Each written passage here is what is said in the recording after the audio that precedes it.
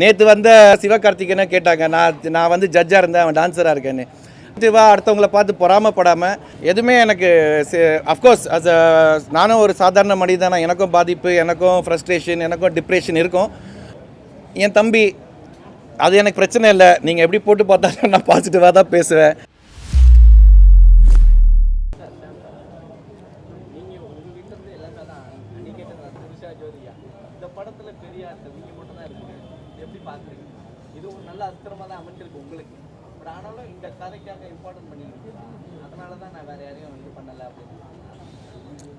இல்லை, ஆக்சுவலாக இந்த படத்தில் வந்து பிவோட்டல் கேரக்டர் வந்து அகிலன் தான். அவர் மேலே தான் ட்ராவல் ஆகுது. அந்த இன்வெஸ்டிகேட்டர் த்ரில்லர் தான். நான் கூட கேட்டேன், வேறு யாராவது சப்போர்ட் நீங்கள் போட்டுக்கலாமா அப்படின்ட்டு.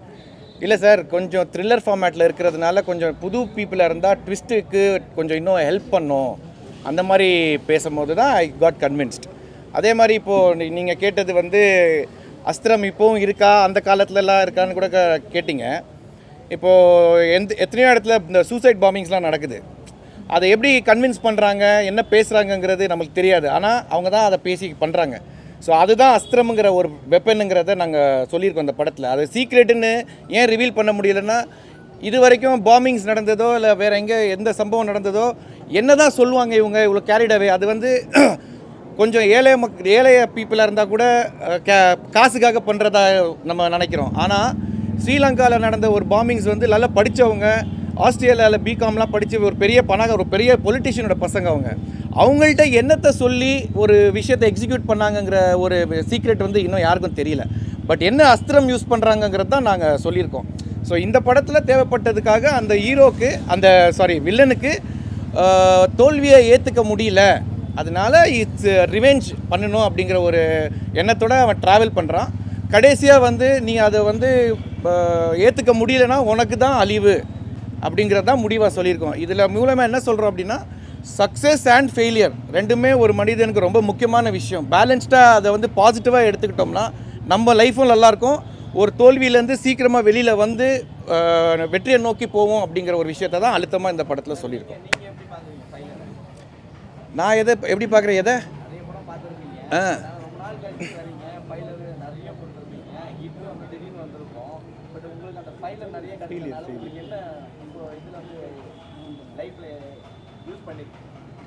நான் பாசிட்டிவாக தான் இருக்கேனே. எதுவுமே எனக்கு அஃப்கோர்ஸ் நானும் ஒரு சாதாரண மனிதனா, எனக்கும் பாதிப்பு, எனக்கும் ஃப்ரஸ்ட்ரேஷன், எனக்கும் டிப்ரெஷன் இருக்கும். பட்டு நான் பார்த்த வரைக்கும் எனக்கு வந்து ரொம்ப பெரிய விஷயம் டிஸ்டர்ப் பண்ணிச்சுன்னா அது ஒரு ராத்திரி தான். காலையில் நான் எந்திரிக்கும் போது 5:30 மணிக்கு நான் ஜிம்முக்கு போகும்போது நான் கொஞ்சம் பாசிட்டிவாக இறங்கிடுவேன். காரணம் என்னடானா, அதை நினச்சி அதை யோசித்து தப்பான விஷயங்கள் பண்ணுறதை விட பாசிட்டிவாக எந்திரிச்சு நம்ம வந்து பாசிட்டிவாக போகலாம் லைஃப்பில். ஏன்னா அதை யோசித்து ஒன்றும் பிரயோஜனம் இல்லை, முடிஞ்சிருச்சு, நடந்துருச்சு. அதை கடந்து வரணுங்கிறதுக்காக தான் நான் பாசிட்டிவாக ரொம்ப இருக்கேன். அந்த மாதிரி எடுத்துப்பேன் எல்லாத்தையும்.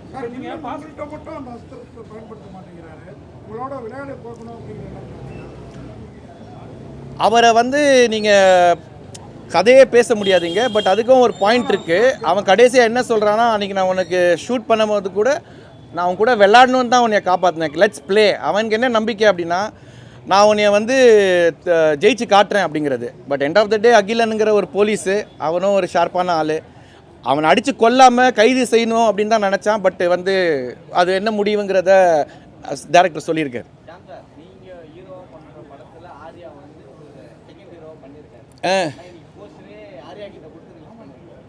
என் தம்பி, அது எனக்கு பிரச்சனை இல்லை. நீங்கள் எப்படி போட்டு பார்த்தாலும் நான் பாசிட்டிவாக தான் பேசுவேன். நேற்று வந்த இதே மாதிரி தான் சிவகார்த்திகேயனை கேட்டாங்க, நான் வந்து ஜட்ஜாக இருந்தேன், அவன் டான்ஸராக இருக்கேன்னு. அதில் எந்த பிரச்சனையும் இல்லை எனக்கு.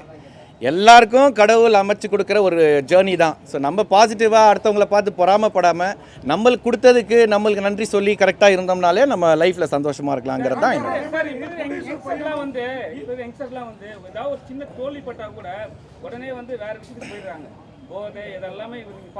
என்னோட சர்க்கிள்ல 3 பேர் சூசைட் பண்ணிக்கிட்டாங்கண்ணே.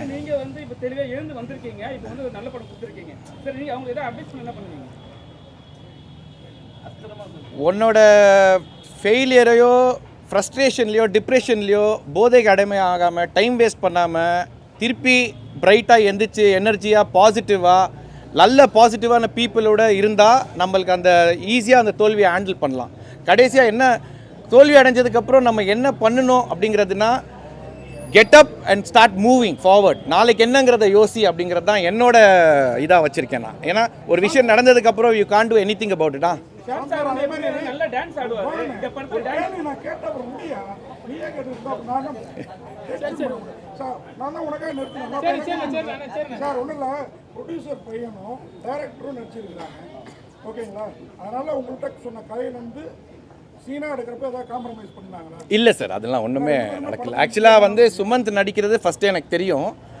டேரக்டர் வந்து லேட்டாக நானே இந்த ரோல் பண்ணிடுறேன் சார், ஃபஸ்ட்டு 2 சீன் தான் அப்படின்னு சொல்லும் போது கூட நான் கேட்டேன், கான்ஃபிடண்ட்டாக இருக்கியா அப்படின்னு கேட்கும்போது பண்ணிடலாம் சார், 2 சீன் தானே சார் நான் பண்ணிடுறேன் அப்படின்னு சொல்லும் போது நல்லா ஹோம்ஒர்க் பண்ணி ரியர்ஸ் பண்ணி தான் பண்ணாப்புல, நல்லா பண்ணியிருக்காப்புல. அது ஐயோ இல்லை சார், ஒரு ஆசை முதல் படம் டைரக்ட் பண்ணுற மாதிரி ஒரு படம் நடிக்கணும்னு ஆசை. குட்டி குட்டி ரோல் நிறைய படத்தில் நடிச்சிருக்கேன். அப்படின்னு நம்ம படம் ஃபஸ்ட்டு படம்ன்றது ஸ்பெஷல்ன்றதுனால ஒரு கேமியோ பண்ணிடலாம் அப்படின்றதுனால கொஞ்சம் எக்ஸ்டெண்டட் கேமியாவாக பண்ணிட்டேன். வேறு இல்லை, உண்மையாக பேசணுன்னா உண்மையாக சொல்லணுன்னா நானும் நிறையா இயக்குநர்களோட ஒர்க் பண்ணியிருக்கேன். பட் இந்த டீம், இந்த டைரக்ஷன் டீம் வந்து ரொம்ப ப்ரொஃபஷ்னலாக, ரொம்ப ஆர்கனைஸ்டாக இருந்தாங்க, ரொம்ப டிசிப்ளினாக இருந்தாங்க. அதனால தான் ஒரு 30 நாள் ஷெடியூலை வந்து கொடைக்கானலில் விதவுட் எனி சேஞ்சஸ், லேக் இல்லாமல் ஒரு 5 நாள் எக்ஸ்டெண்ட் பண்ணாமல் கரெக்டாக எடுத்து முடிச்சதுக்கு காரணம் இவங்க எல்லாருமே வந்து ரொம்ப ப்ரொஃபஷ்னலாக அந்த படத்துக்குள்ளே ஒர்க் பண்ணாங்க. ஆஸ் அ ஃப்ரெண்ட்ஸாகவும் கூடயே நின்றாங்க. பட் ஃப்ரெண்ட்ஸு செகண்டரி தான். ஒர்க் பண்ணும்போது ப்ரொஃபஷ்னலாக எல்லாமே தெரிஞ்சிருக்கா அப்படின்னு பார்க்கும்போது எல்லாருமே ரொம்ப வெல் எக்யூப்டாக, ரொம்ப ஆர்கனைஸ்டாக இருந்தாங்க. இல்லை சார், அவருக்கு ஒரு சின்ன ஐடியா இருக்குது. இது எப்படி ஒர்க் ஆகுதுன்னு பார்த்துட்டு அதை லீட் பண்ணலாங்கிறது தான் அரவிந்தோட ஐடியா.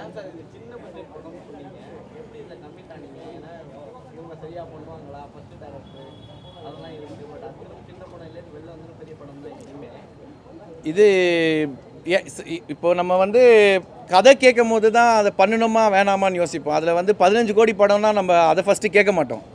படம் கதை என்னங்கிறது கேட்டுட்டு இந்த டீம் எப்படி இருக்குது, இதை எக்ஸிக்யூட் பண்ணுவாங்களான்னு நினைக்கும் போது எனக்கு ரொம்ப பாசிட்டிவாக இருந்தது.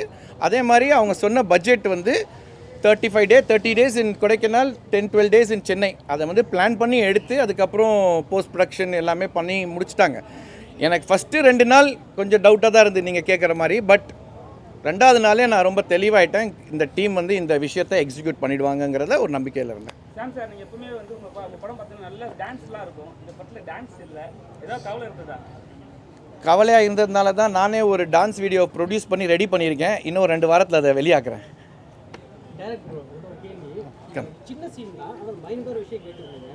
ஷாம் சார் வந்து விக்டிம் 3 விக்டிம் ஃபோன் பண்ணுவார்.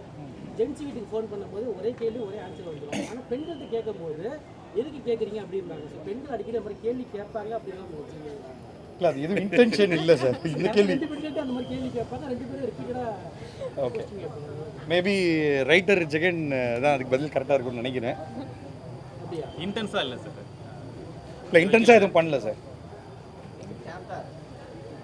சில படங்கள்லாம் வந்து பார்த்தீங்கன்னா செகண்ட் பார்ட் நீங்கள் நல்ல படம்லாம் இல்லை சார், நான் நடித்த படங்கள்லே ஒரு படம் தான் செகண்ட் பார்ட்டுக்கு கரெக்டாக இருக்கும்னு நினச்சி அது ஒரு பிளான்லாம் போட்டோம், இயற்கை 2. பட் அன்ஃபார்ச்சுனேட்லி நம்ம ஜனா சார் நம்ம கூட இல்லை. பட் இப்போவும் பூலோகமும் அகிலன் டைரக்டர் கல்யாண் கிட்ட பேசிகிட்டு இருக்கோம். அவருக்கு தான் முழு கதையாக தெரியும், எனக்கு லைன் மட்டும் தான் தெரியும், அவருக்கு தான் கதையாக தெரியும். அவர் டிசைட் பண்ணி ஓகே பண்ணலான்னா கண்டிப்பாக இயற்கை 2 நடக்கும். Thank you sir, thank you thank you every one, thank you.